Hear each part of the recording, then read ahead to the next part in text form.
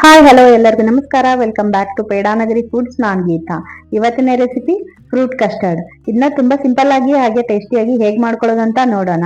ಅದಕ್ಕೂ ಮುಂಚೆ ಹೊಸದಾಗಿ ಯಾರಾದ್ರೂ ನನ್ನ ಚಾನಲ್ ನ ನೋಡ್ತಾ ಇದ್ರಿ ಅಂದ್ರೆ ಈಗಲೇ ಸಬ್ಸ್ಕ್ರೈಬ್ ಮಾಡ್ಕೊಳ್ಳಿ. ಹಾಗೆ ಪಕ್ಕದಲ್ಲಿರುವ ಬೆಲ್ ಬಟನ್ ಕೂಡ ಕ್ಲಿಕ್ ಮಾಡಿ ಹೊಸದಾಗಿ ಇರುವ ವಿಡಿಯೋ ನೋಟಿಫಿಕೇಶನ್ಗೋಸ್ಕರ. ಹಾಗೆ ವಿಡಿಯೋ ಇಷ್ಟವಾಗಿದ್ರೆ ಲೈಕ್ ಮಾಡಿ, ಶೇರ್ ಮಾಡಿ, ಕಮೆಂಟ್ಸ್ ಮಾಡಿ. ಸೊ ಬನ್ನಿ, ಹಾಗಿದ್ರೆ ಇವತ್ತಿನ ರೆಸಿಪಿನ ಈ ಸಮ್ಮರ್ ನಲ್ಲಿ ಮಾಡ್ಕೊಳ್ಳಬೇಕಾದಂತ ಒಂದು ಹೆಲ್ದಿ ಆದ ರೆಸಿಪಿ ಅಂತ ಹೇಳ್ಬೋದು. ಸೊ ಒಂದು ಸ್ವೀಟ್ ರೆಸಿಪಿ, ಹೆಲ್ದಿ ಆದಂತ, ಅದನ್ನ ಹೇಗೆ ಮಾಡ್ಕೊಳ್ಳೋದಂತ ನೋಡ್ಕೊಳ್ಳೋಣ. ಮೊದಲಿಗೆ ನಾನಿಲ್ಲಿ ಕಸ್ಟರ್ಡ್ನ ಮಾಡ್ಕೊಳ್ಳಿಕ್ಕೆ ಗ್ಯಾಸ್ ಮೇಲೆ ಒಂದು ತಿಕ್ಕ ತಳ ಇರುವಂಥದ್ದು ಸ್ಟೀಲ್ದು ಫ್ರೈಯಿಂಗ್ ಪ್ಯಾನನ್ನು ಇಟ್ಕೊಂಡಿದ್ದೀನಿ. ಸೊ ಇದಕ್ಕೆ ನಾನಿಲ್ಲಿ ಒಂದು 700 ml ಫುಲ್ ಫ್ಯಾಟ್ ಮಿಲ್ಕನ್ನು ಯೂಸ್ ಮಾಡ್ತಾಯಿದ್ದೀನಿ. ಆರೆಂಜ್ ಪಾಕೆಟು ನಂದಿನಿ ಶುಭಮ್ ಮಿಲ್ಕನ್ನು ಯೂಸ್ ಮಾಡ್ತಾಯಿದ್ದೀನಿ. ಹಾಗೆ ಅದು ಕುದಿಯೋಕ್ಕೆ ಬಿಡೋಣ. ಹಾಲು ಕುದಿಯೋಷ್ಟರಲ್ಲಿ ಈ ಕಡೆ ಒಂದು ಚಿಕ್ಕ ಬೌಲ್ಗೆ ನಾನಿಲ್ಲಿ ಕಸ್ಟರ್ಡ್ ಪೌಡ್ರನ್ನ ತೊಗೊಂಡಿದ್ದೀನಿ, ವೆನಿಲಾ ಫ್ಲೇವರ್ದು. ಸೊ ಅದನ್ನು ಒಂದು 2 ಟೇಬಲ್ ಸ್ಪೂನ್ನ ಇಲ್ಲಿ ಒಂದು ಚಿಕ್ಕ ಬೌಲ್ಗೆ ಹಾಕ್ಕೊಳ್ತಾ ಇದ್ದೀನಿ. ನೀವು ಬೇರೆ ಫ್ಲೇವರು, ನಿಮ್ಗೆ ಇಷ್ಟವಾದ ಫ್ಲೇವರ್ನ ಬೇಕಾದರೆ ತೊಗೋಬೋದು. ಹಾಗೆ ಇಲ್ಲಿ ಅದಕ್ಕೆ ಒಂದು 4 ಟೇಬಲ್ ಸ್ಪೂನಷ್ಟು ಹಾಲನ್ನು ಯೂಸ್ ಮಾಡ್ತಾಯಿದ್ದೀನಿ. ಸೊ ಸ್ವಲ್ಪನೇ ಹಾಕ್ಕೊಂಡ್ಬಿಟ್ಟು ಇದನ್ನು ಒಂದು ಗಂಟಿಲ್ಲದೆ ರೀತಿ ಒಂದು ಸ್ಪೂನ್ ಸಹಾಯದಿಂದ ಅಥವಾ ವಿಸ್ಕಿಂದ ಈ ಥರ ಮಿಕ್ಸ್ ಮಾಡ್ಕೋಬೇಕಾಗತ್ತೆ. ಸೊ ಒಂದೂ ಗಂಟು ಇರಬಾರ್ದು, ಆ ಥರ ಮಿಕ್ಸ್ ಮಾಡ್ಕೊಳ್ಳಿ. ಸೊ ಒಂದೇ ಸಾರಿ ಎಲ್ಲ ಹಾಲನ್ನು ಹಾಕ್ಕೊಳ್ಳೋಕೆ ಹೋಗ್ಬೇಡಿ, ನೋಡ್ಕೊಂಡು ಸ್ವಲ್ಪನೇ ಹಾಕ್ಕೊಂಡ್ಬಿಟ್ಟು ಸೊ ಇದನ್ನು ಚೆನ್ನಾಗಿ ಕಲಿಸ್ಕೊಳ್ಳಿ, ಗಂಟು ಇರದೇ ರೀತಿ. ಸೊ ನೋಡ್ತಾ ಇರ್ಬೋದು, ಇಲ್ಲಿ ಚೆನ್ನಾಗಿ ಕಲಿಸ್ಕೊಂಡಿದ್ದಾಗಿದೆ. ಸೊ ಈ ರೀತಿ ಕಲಿಸ್ಕೊಂಡು ಸೈಡ್ಗೆ ಎತ್ತಿಡೋಣ.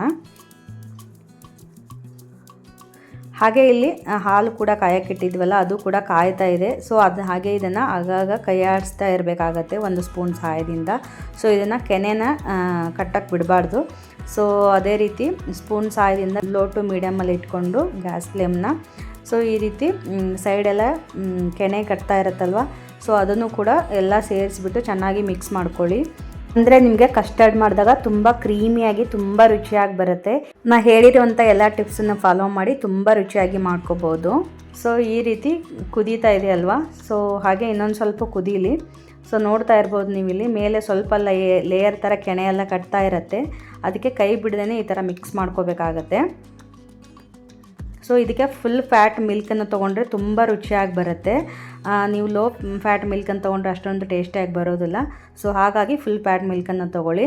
ಈಗ ಹಾಲನ್ನು ಕೂಡ ತುಂಬ ಚೆನ್ನಾಗಿ ಕುದ್ದಿದೆ. ಇವಾಗ ಒಂದು 1/2 ಕಪ್ ಸಕ್ಕರೆನ ಹಾಕ್ಕೊಳ್ತಾ ಇದ್ದೀನಿ. ಸೊ ನಿಮ್ಮ ಸಿಹಿಗೆ ಅನುಗುಣವಾಗಿ ನೀವು ಹೆಚ್ಚು ಕಡಿಮೆ ಮಾಡ್ಕೋಬೋದು. ಹಾಗೆ ಸಕ್ಕರೆ ಎಲ್ಲ ಹಾಕೊಂಡ ನಂತರ ಇದನ್ನ ಹಾಗೆ ಕೈಯಾಡಿಸ್ತಾನೆ ಇರಬೇಕು ಸ್ಪೂನಿಂದ. ಸೊ ಸಕ್ಕರೆ ಎಲ್ಲ ಚೆನ್ನಾಗಿ ಕರಗಬೇಕಾಗತ್ತೆ.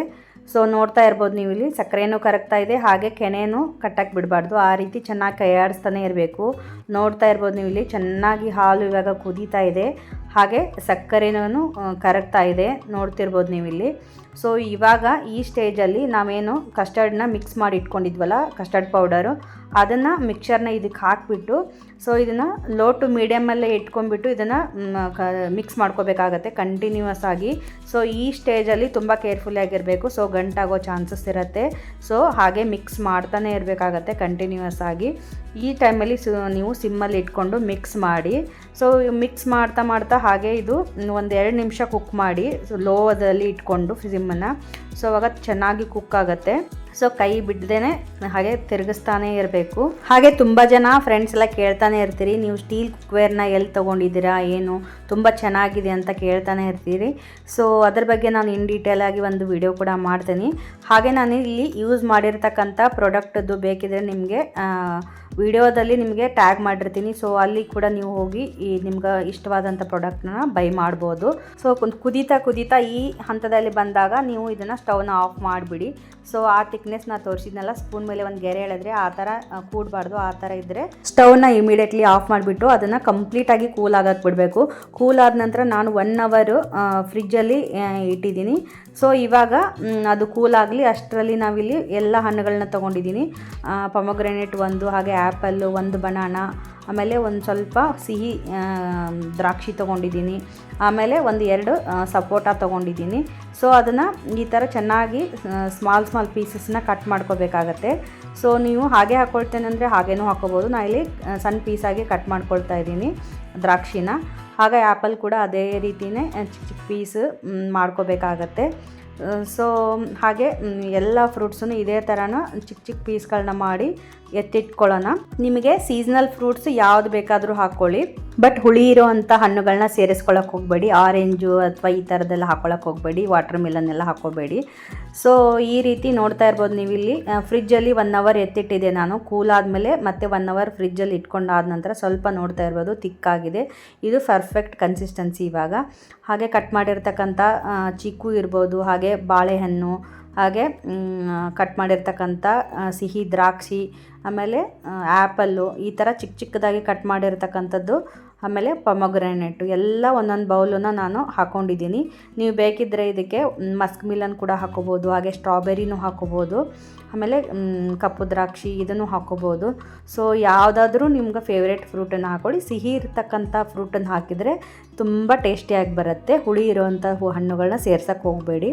ಹಾಗೆ ನೋಡ್ತಾ ಇರ್ಬೋದು ನೀವು ಇಲ್ಲಿ ಎಷ್ಟು ಚೆನ್ನಾಗಿ ಕಾಣಿಸ್ತಾ ಇದೆ. ವಾವ್, ಸೂಪರ್ ಆಗಿ ಬಂದಿದೆ. ನೋಡ್ತಾ ಇರ್ಬೋದು ಈ ಥಿಕ್ನೆಸ್ಸಲ್ಲಿದ್ದರೆ ಇದು ಪರ್ಫೆಕ್ಟ್ ಆಗಿರುತ್ತೆ ಕಸ್ಟರ್ಡ್. ಸೊ ಈ ಥರ ಸ್ಪೂನಿಂದ ಹಿಂಗೆ ಹಾಕಿದರೆ ಈ ಥರ ಬೀಳಬೇಕು, ಅಂದರೆ ಇದು ಕಸ್ಟರ್ಡ್ ಫ್ರೂಟ್ಸದ್ದು ಪರ್ಫೆಕ್ಟ್ ಕನ್ಸಿಸ್ಟೆನ್ಸಿ ಅಂತ ಹೇಳ್ಬೋದು. ಈಗ ಒಂದು ಸರ್ವಿಂಗ್ ಬೌಲ್ಗೆ ಸರ್ವ್ ಮಾಡೋಣ ಫ್ರೂಟ್ ಕಸ್ಟರ್ಡ್ನ. ಸೊ ನನಗಂತೂ ಟೆಂಪ್ಟ್ ಆಗ್ತಿದೆ ನೋಡಿದ ಮೇಲಂತೂ. ಸೊ ನಾನಂತೂ ಇದನ್ನು ಟೇಸ್ಟ್ ಮಾಡೇ ಬಿಡ್ತೀನಿ.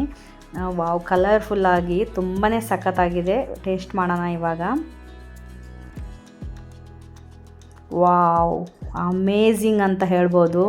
ಸೂಪರಾಗಿ ಬಂದಿದೆ. ಇದನ್ನಂತೂ ಟ್ರೈ ಮಾಡಲೇಬೇಕು ನೀವು, ಅಷ್ಟೊಂದು ಸಖತ್ತಾಗಿದೆ.